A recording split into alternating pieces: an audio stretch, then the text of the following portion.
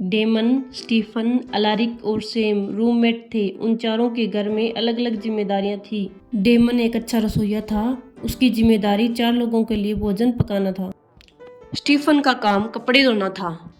Alaric का काम बाहर से जरूरत का सामान खरीदना था और घर की सफाई का काम सैम का था। एक दिन जब अलारिक किराने का सामान लेने के लिए सुपरमार्केट में गया तो उसे किसी ने गोली मार दी। डिटेक्टिव मेहुल तुरंत अपराध स्थल पर पहुंचे। अन्य तीनों रूममेट वहां मौजूद थे। मेहुल ने उनसे पूछताछ की। डेमन, मैं खाना बनाने में व्यस्त था। ये लो, मैंने खाना बना भी दिया है। स्टीफन, मैं कपड़े धोने का काम कर रहा था। सैम, घर बिखरा पड़ा था इसलिए मैं सफाई में व्यस्त था। तो दोस्तों, उनकी बातों को सुनकर और उन्हें देखकर क्या आप अनुमान लगा सकते हैं कि हत्यारा कौन है? सोचो सोचो और जल्दी कमेंट करो। हत्यारा डेमन है। उसने केवल 3 लोगों के लिए खाना बनाया था। वह जानता था कि अलारिक वापस नहीं आएगा। तो दोस्तों, आपने भी यही सोचा है तो लाइक करें। जेना बहुत ही मेधावी छात्रा थी और उसकी नज़र भी कमज़ोर थी, इसलिए वह हमेशा आगे की लाइन में बैठती थी।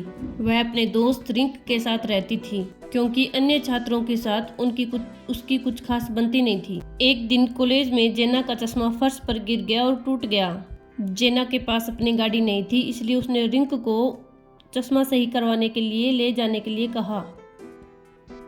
कुछ समय बाद जेना ने सेम सेम चिल्लाना शुरू कर दिया। रिम ने सैम को सड़क के किनारे बेहोश देखा। दोनों कार से नीचे उतरे और सैम के पास चले गए। सैम मर चुका था। उन्होंने मेहुल को कॉल करके अपराध स्थल पर बुलाया। मेहुल अपराध स्थल पर पहुंचे और उन्हें 4 लोगों पर शक हुआ। अपराध स्थल के पास 2 लोग और थे।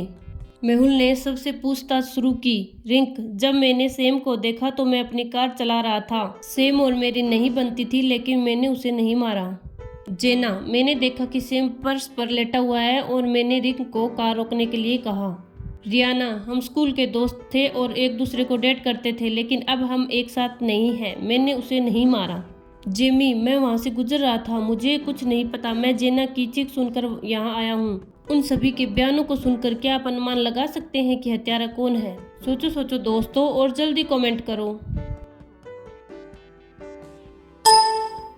अगर जेना का चश्मा टूटा हुआ था तो सैम के शव को दूर से कैसे पहचाना जा सकता था? वह पहले से ही जानती थी कि सैम का शव वहां पड़ा है।